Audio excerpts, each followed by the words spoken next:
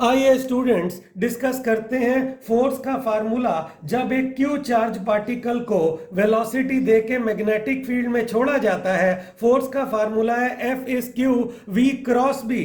अगर Q positive है ये फोर्स V और B की क्रॉस प्रोडक्ट की डायरेक्शन में है।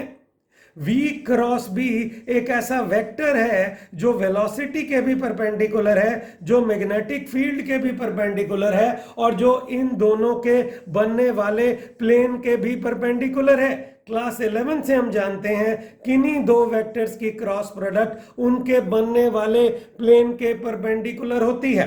अब नीचे दिखाई गई डायग्राम में हम एक्स एक्सिस की तरफ मैग्नेटिक फील्ड ले रहे हैं। इसे एक्स एक्सिस मान लें, इसे वाई एक्सिस मान लें, इसे जेड एक्सिस मान लें और चार्ज पार्टिकल को एक्स जेड प्लेन में v वेलोसिटी दे दी है हमने। ये वेलोसिटी एक्स जेड प्लेन में है, ये एंगल थीटा है। तो अगर आप V क्रॉस B लगाएं, राइट हैंड की उंगलियों को V से B अगर घुमाएं, अंगूठा Y डायरेक्शन में जा रहा है तो जो फोर्स आ गई है वो Y डायरेक्शन की तरफ है और ये फोर्स मैग्नेटिक फील्ड के भी परपेंडिकुलर है, ये फोर्स वेलोसिटी के भी परपेंडिकुलर है। तो कमाल हो गया, अगर ये फोर्स वेलोसिटी के परपेंडिकुलर है तो F डॉट V हमारे पास जीरो है। F डॉट V हमारे पास पावर है, पावर हमारे पास जीरो है। पावर होती है रेट ऑफ डूइंग वर्क। जिस रेट से पार्टिकल पे वर्क किया जा रहा है वो जीरो है, वर्क किया ही नहीं जा रहा। मैग्नेटिक फील्ड वर्क कर ही नहीं रही है। अगर net work done change in kinetic energy होती है के ई फाइनल माइनस के ई इनिशियल जीरो है, मतलब kinetic energy final kinetic energy initial के बराबर है, मतलब काइनेटिक एनर्जी बदल ही नहीं रही है। मैग्नेटिक फील्ड चार्ज पार्टिकल की काइनेटिक एनर्जी बदल नहीं सकती। Half M V final square is half M V initial square. V final V initial के बराबर है, स्पीड भी नहीं बदल सकती। कमाल हो गया, मैग्नेटिक फील्ड स्पीड बदल नहीं सकती, स्पीड बदल नहीं सकती, स्पीड बदल नहीं सकती। मैग्नेटिक फील्ड स्पीड को बदल नहीं सकती है। तो मैग्नेटिक फील्ड भागते हुए चार्ज पार्टिकल पर वर्क ही नहीं करती है। और अगर हम उस फोर्स का मैग्नीट्यूड लिखें, मैग्नीट्यूड हमारे पास आ रहा है Q V B sine theta. अलग अलग थीटा के लिए, अलग अलग थीटा के लिए इस फोर्स ने अलग अलग हो जाना है। अलग अलग थीटा के लिए इस फोर्स ने अलग अलग हो जाना है। अगर थीटा जीरो है तो ये फोर्स लगेगी ही नहीं। अगर थीटा 180 डिग्री है, साइन 180 डिग्री भी जीरो है, ये फोर्स लगेगी ही नहीं। कहने का मतलब मैग्नेटिक फील्ड ये रही और चार्ज पार्टिकल को मैग्नेटिक फील्ड की डायरेक्शन में फेंक दिया, फोर्स जीरो है। ये लीजिए, मैग्नेटिक फील्ड ये रही, चार्ज पार्टिकल को मैग्नेटिक फील्ड के ऑपोजिट फेंक दिया 180 डिग्री, साइन 180 डिग्री जीरो, फिर फोर्स हमारे पास जीरो है। फोर्स मैक्सिमम है जब थीटा 90 डिग्री है। फोर्स मैक्सिमम लगेगी जब थीटा 90 डिग्री है। फोर्स मैक्सिमम होगी, फोर्स मैक्सिमम होगी अगर थीटा 90 डिग्री लोगे, और मैक्सिमम फोर्स हो जाएगी Q V B sine of 90 degree. Maximum force हो जाएगी क्यू वी बी। लेकिन अगर आप थीटा 90 डिग्री लेंगे, पार्टिकल सर्कल बनाएगा, उसकी ट्रेजेक्ट्री सर्कुलर होगी, उसकी ट्रेजेक्ट्री सर्कुलर होगी। उसे हम कैसे समझते हैं, ये लीजिए, आपने थीटा 90 डिग्री ले लिया तो उसके लिए हम मैग्नेटिक फील्ड को डॉट दिखा रहे हैं। डॉट मैग्नेटिक फील्ड का मतलब है perpendicular to plane of paper acting outwards. ये मैग्नेटिक फील्ड दिखाई जा रही है, ये लीजिए, perpendicular to plane of paper acting outwards, बाहर की तरफ मैग्नेटिक फील्ड है। अगर इस प्रकार का मैं ये पेन यहाँ पे खड़ा कर दूं तो ये लीजिए, जो पेन आप देख रहे हैं ये मैग्नेटिक फील्ड है। तो आइए एक पॉजिटिव चार्ज पार्टिकल को इस मैग्नेटिक फील्ड में, ये हमारे पास प्लस क्यू है और ये हमने वेलोसिटी दे दी व्हाइट बोर्ड के प्लेन में। प्लस क्यू चार्ज को हमने वाई एक्सिस की तरफ वेलोसिटी दे दी है और ये पेन जो आप देख रहे हैं ये मैग्नेटिक फील्ड है। तो अगर आप V क्रॉस B लगाएं, ये देखिए V cross B, V cross B, अंगूठा एक्स एक्सिस की तरफ जा रहा है।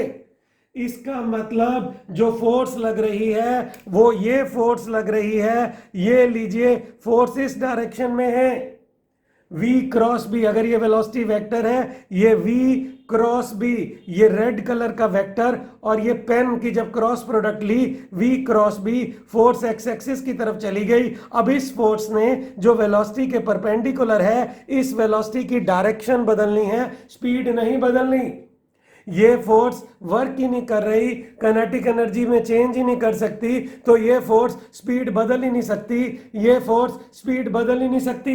तो अब होगा क्या, ये चार्ज पार्टिकल, ठीक है, कि वेलोसिटी बदलेगी, वो ऐसे घूमेगा और सर्कल बना के यहीं वापस आ जाएगा। जब चार्ज पार्टिकल यहां होगा, वेलोसिटी इस तरफ हो चुकी होगी, फोर्स इस सेंटर की तरफ होगी, चार्ज पार्टिकल यहां आएगा, फिर फोर्स सेंटर की तरफ होगी, चार्ज पार्टिकल यहां आएगा, फिर फोर्स सेंटर की तरफ होगी। आप अगर यूनिफॉर्म सर्कुलर मोशन बन गया, आप देखें uniform circular motion class 11th में क्या था, एक ऐसा सर्कल, स्पीड कांस्टेंट है। यूनिफॉर्म सर्कुलर मोशन में चार्ज पार्टिकल ने क्लॉकवाइज सर्कल बना लिया है, सेंटर ये रहा। अगर सर्कल का रेडियस आर है तो उसे सेंट्रीपिटल फोर्स चाहिए mv²/r, और ये सेंट्रीपिटल फोर्स कौन दे रहा है, magnetic field QVB sin 90, QVB sin 90 is equal to mv²/r, QVB is equal to mv²/r। अरे r निकल के आ गया, mv² divided by QVB, r निकल के आ गया mv/QB, रेडियस का फार्मूला आ गया। तो अगर मैग्नेटिक फील्ड के परपेंडिकुलर फेंकेंगे, चार्ज पार्टिकल सर्कल बनाएगा जिसका रेडियस है mv/QB, mv/QB। इसका मतलब मैग्नेटिक फील्ड के परपेंडिकुलर फेंकें, चार्ज पार्टिकल सर्कल बनाएगा जिसका रेडियस है mv/QB। ये जो सर्कल हमारे पास बन रहा है डॉट मैग्नेटिक फील्ड में, वेलोसिटी हमने चार्ज पार्टिकल को ऊपर दी और ये क्लॉकवाइज सर्कल बना के आ गया। अगर इसका रेडियस r है, वो mv/QB आ चुका है। अब ये क्लॉकवाइज सर्कल बना के आ गया, इसके सरकमफ्रेंस को v से डिवाइड कर दो, एक चक्कर का टाइम आ जाएगा जिसे कहते हैं, ठीक है, टाइम, इसके रेवोल्यूशन का, एक रेवोल्यूशन का टाइम, कैपिटल T जिसका सिंबल है। तो हमारे पास आ गया, अगर कोई कहे एक चक्कर का time, circumference 2πr divided by speed, ये आ गया टाइम पीरियड 2πr, r डाल दें mv/QB divided by speed, v cut गया, टाइम पीरियड आया 2πm/QB। Time period is independent of speed. Time period के फार्मूले में स्पीड है ही नहीं, time period is independent of speed, but radius speed के डायरेक्टली प्रोपोर्शनल है। रेडियस का फार्मूला mv/QB, टाइम पीरियड का फार्मूला 2πm/QB। अगर v ज्यादा लेके आप मैग्नेटिक फील्ड के परपेंडिकुलर आते हैं तो बड़े रेडियस का सर्कल बनेगा, लेकिन अगर आप v ज्यादा लेके आते हैं टाइम पीरियड सेम रहेगा।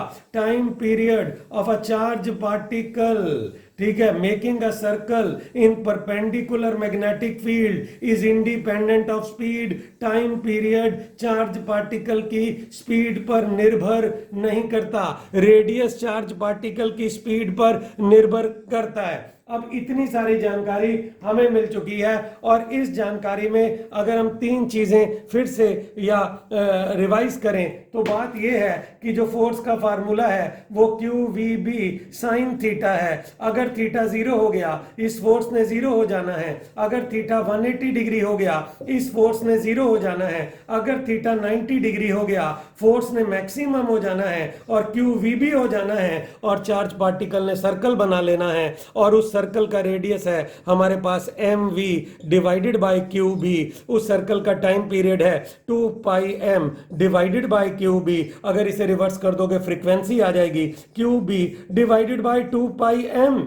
हम 0 डिग्री पे फेंक रहे हैं, फोर्स 0 है। मैग्नेटिक फील्ड से 180 डिग्री पे फेंक रहे हैं, फोर्स 0 है। 90 डिग्री पे फेंक रहे हैं, फोर्स मैक्सिमम है और सर्कल बन गया है। सर अगर 30 डिग्री पे फेंकें, सर अगर 60 डिग्री पे फेंकें, अगर 40 डिग्री पे प्रोजेक्ट करें, अगर अगर अगर 70 डिग्री पे प्रोजेक्ट करें, हेलिक्स बनता है। ये रही हमारे पास मैग्नेटिक फील्ड इंटेंसिटी। और वेलोसिटी जो हमने दे दी है, ये वेलोसिटी बी से थीटा एंगल बना रही है। और इस v के दो कंपोनेंट हैं। एक कंपोनेंट हम रेड कलर के पेन से दिखाते हैं, वो है v cos ऑफ थीटा। और एक कंपोनेंट हम ग्रीन कलर के पेन से दिखाते हैं, ये वाला जिसे इधर दिखा रहे हैं, वो है हमारे पास v sin theta. v sin theta component b के नॉर्मल है। v sin theta component magnetic field के परपेंडिकुलर है। और v sin थीटा की वजह से सर्कल बनेगा। उस सर्कल का सेंटर अंदर है। v sin theta cross b अगर लेंगे, वो अंदर है, तो ये अंदर सर्कल बनाने की कोशिश करेगा। v cos थीटा भगा के ले जाएगा, ये सर्कल पूरा नहीं होगा। और इस तरह के पाथ को हम कहते हैं हीलिक्स। हीलिक्स बनेगा। अब कमाल की बात यह है, v sin थीटा की जो b के नॉर्मल है, वो सर्कल बनाने की कोशिश कर रहा है और v cos थीटा भगा के लेके जा रहा है। इस सर्कल का रेडियस अगर r है, तो ये r क्या होगा, mv sin theta by Q B. जहां वेलोसिटी का वो कंपोनेंट डालना है जो b के नॉर्मल है, r होगा mv sin theta by Q B. और लेकिन जो टाइम होगा वो अभी भी टाइम पीरियड होगा 2 पाई m बाई क्यूबी होगा, क्योंकि टाइम पीरियड स्पीड पे तो निर्भर करता ही नहीं है। इन दो छल्लों के बीच की दूरी को हम पिच कहते हैं। ये पिच कैसे निकलेगी, ठीक है, इस टाइम को v cos थीटा से मल्टीप्लाई करना होगा।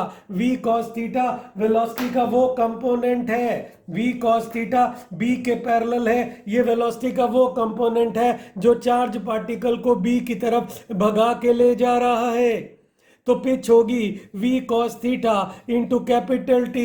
पिच होगी v cos theta, capital T हमारे पास है 2 पाई m बाय क्यूबी। ये हमारे पास पिच आ गई।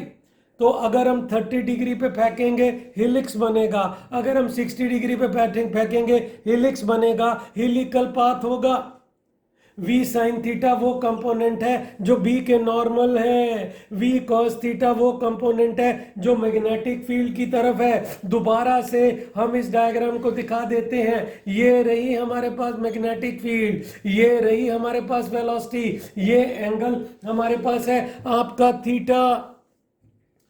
ये कंपोनेंट आया v cos थीटा, ये कंपोनेंट आया v sin theta. v sin theta इसे सर्कल बनाने की कोशिश करेगा और v cos थीटा भगा के ले जाएगा।